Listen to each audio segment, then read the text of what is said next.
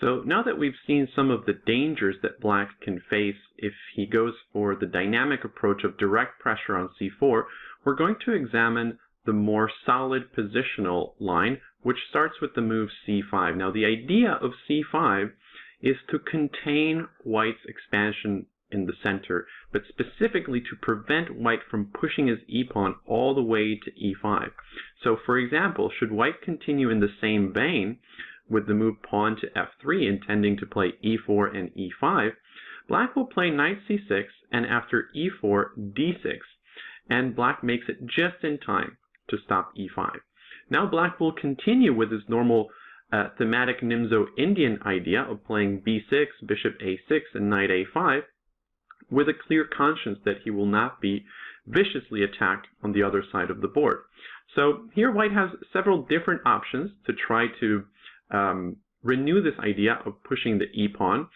For example, after bishop to e3, this threatens the pawn on c5, but of course black is happy to go b6. And now after bishop d3, knight a5, white has several ways of completing his development. Perhaps the most natural move is knight e2. We've already seen that this knight can many times be developed to h3. And after knight h3,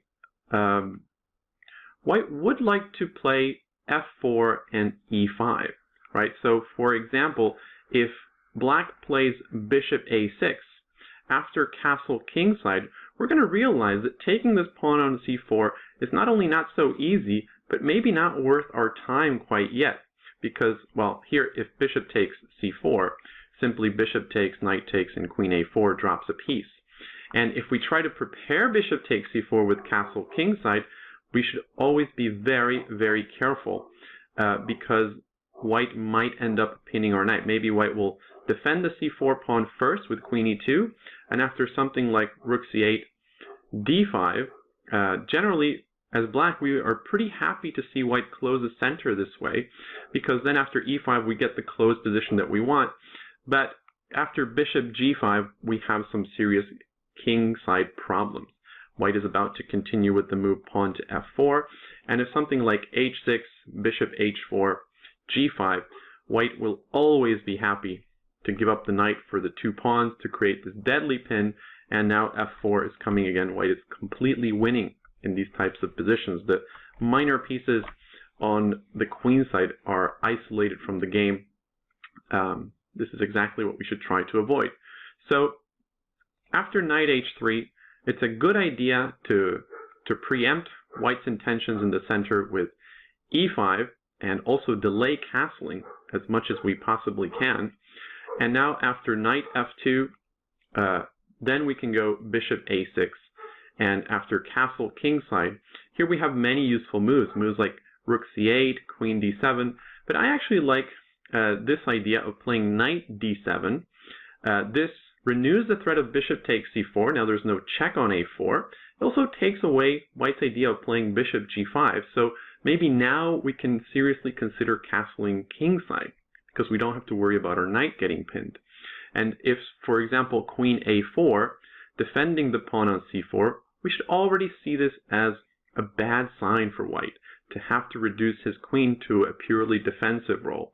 So here, black can open up another avenue to attack the c4 pawn by means of cd4, and after cd4, castle kingside. Now rook c8 is coming, and black is already much better here. For example, if rook ac1, rook c8, rook fd1, black has several moves, but simply taking on d4 and using the c5 outpost for the knight gives black the better position.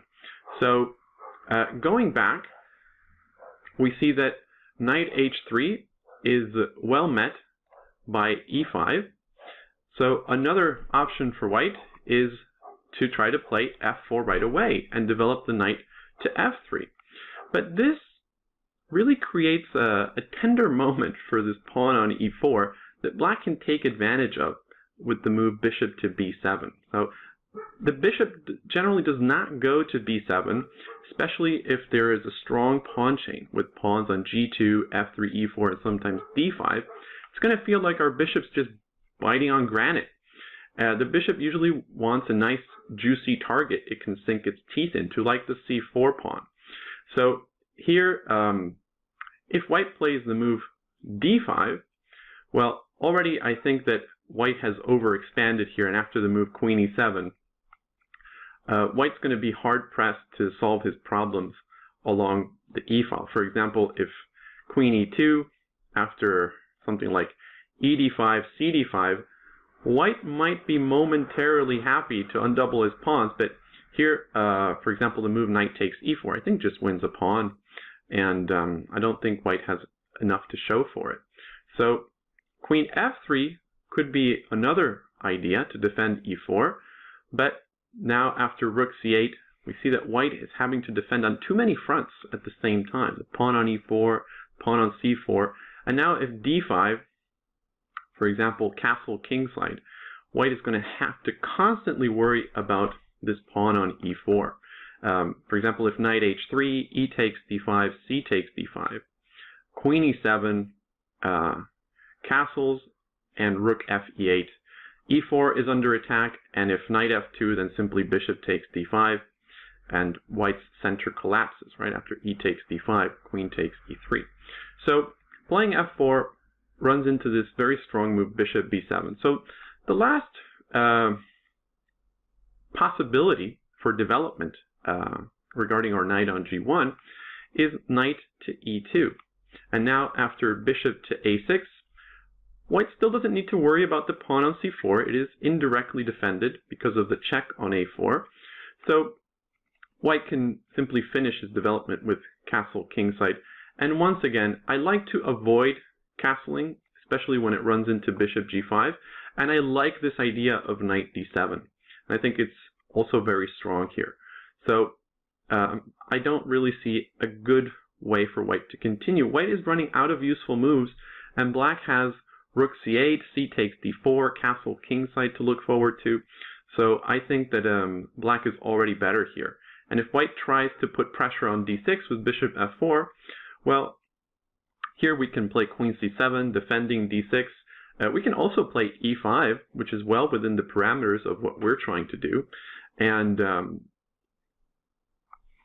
we're going to see that whenever black reaches with his pawn to e5, this bishop on d3 becomes really an awful piece. So after bishop a6, castle kingside is well met with knight d7. And if knight g3, for example, now maybe knight d7 is not as useful, because let's say, I think it's always a better idea to defend the c4 pawn with queen e2, because this queen after f4 can swing over to the king side. And after something like rook c8, for example, we could play rook c1, and after castle kingside,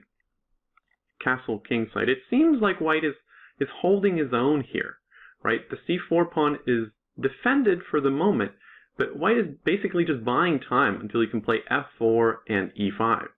So, for example, if it's hard for black to really increase the pressure on c4. For example, if queen e7, then maybe here white can think about playing f4, and we're starting to see that the pawn is getting to e5, and this is a good sign for white. So, going back to this position, after knight g3, white has a clear plan, right? To defend the pawn on c4 if need be with moves like queen e2, rook c1, and then to prepare castles f4 and e5. So there was a nice game where black played queen c7, and the idea of queen c7 is that after castle kingside, we can actually castle kingside ourselves, because the move bishop g5 can now be met with knight d7. So this is another way of going about the knight d7 idea without having to decentralize our knight right away. So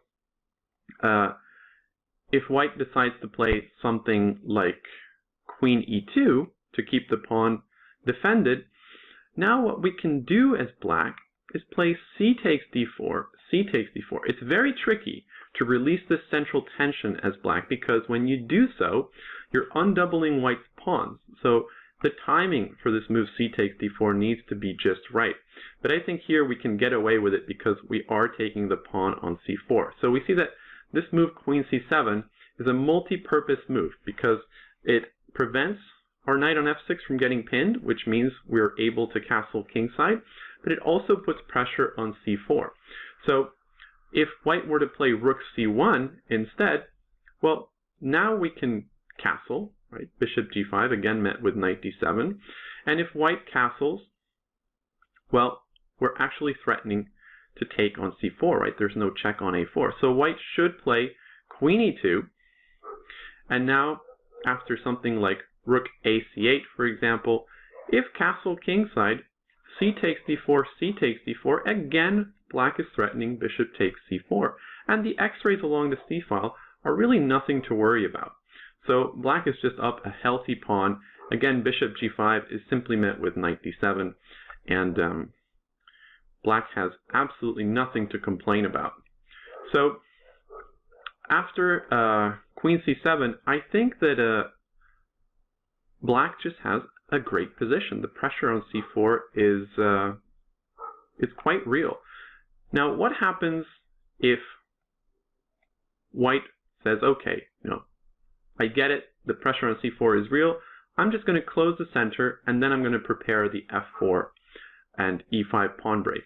Well, once again, when the center is closed, and white has been deprived of advancing his pawn to e5, black should be pretty happy. And the maneuver knight d7 is still very strong. And this time it's strong because the knight can come to e5 and contribute to putting pressure on c4. So, for example, if white plays f4, had white castled here, then black would just play knight e5, and the pawn on c4 is doomed. So white needs to prevent knight e5. Well, let's not forget the knight on d7 also blocks the check on a4. So here we're just going to take the pawn on c4, and black is clearly better. So knight d7 is an incredibly important idea in this variation, and I think it pretty much puts into question the entire setup with f3 and e4. White never gets to put the pawn on e5, therefore the setup is falling apart. Now, if we go back, we can also examine some minor alternatives for white instead of bishop to e3 to see if there is a way of expediting white's play. So here, white can start with the move knight to e2, intending to meet b6 with knight g3, and to develop the bishop to g5 right away. So the problem is that the knight on g3 is going to get in the way of the idea of bishop g5, because now when black castles, if white plays bishop to g5, we can go h6, and white cannot maintain the pin, because now after bishop h4 g5, the knight should be on h3 here in order to go knight takes g5, but this arrangement of knight on g3, bishop on h4 is not a good one. So should white go pawn to d5, again, we're happy to see this kind of closing of the center. Black will just go knight a5. Again, bishop g5 simply runs into h6, followed by g5. So after knight a5, if white plays bishop d3, bishop a6, queen e2, knight d7, a familiar move by now, hopefully. And after f4, this is one of the interesting ideas that you should also keep in mind for these structures, is that black can transform the position. And in chess literature, you'll often encounter this term, transforming the advantage. Transforming the advantage simply means taking one focus point of your pressure and transferring it to another. So changing the theme of the game. In this case, the theme of the game has been pressure against the double pawns, the pawn on c4 in particular.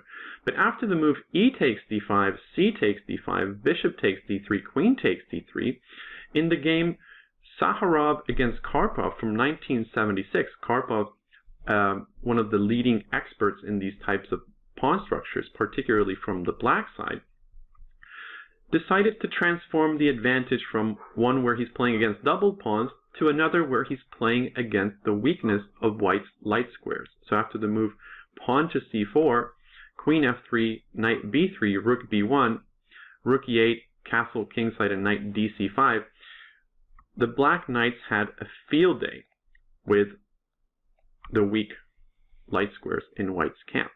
So black went on to win in a very convincing way. Lastly, if white tries to develop the bishop to g5 right away, now after h6, bishop h4, the knight is not misplaced on g3, so white still has the option of playing knight h3, but this commitment of the bishop is premature. It gives black too much information, and black can take advantage of this by developing the queen to a5, attacking the pawn on c3, and now forcing white to make some very unpleasant decisions. For example, here after queen d2, c takes d4. If c takes d4, white is just losing a pawn after takes on d2 and takes on d4. So after queen a5, queen d2, the best thing that white can do is just to sacrifice a pawn with knight e2. But here I think that black is better with several different options, but probably just by playing e5. And again, if c takes d4, queen takes d2, king takes d2, black is going to have very good pressure against the pawn on c4 with the move b6 followed by bishop a6, knight a5, rook c8, knight d7. So we've seen all of these moves before, and doubling black's pawns here with bishop f6, gf6 is not going to relieve white's position in any way. The pawn on c4 is still going to be a nice juicy target. So what we've seen is that if white adopts the same setup with f3 and e4 as we saw in the Samisch, black is able to contain white in the center and then shift his attention over to the c4 pawn. So in the next video, we're going to see white recalibrate his setup once again in order to create some practical problems.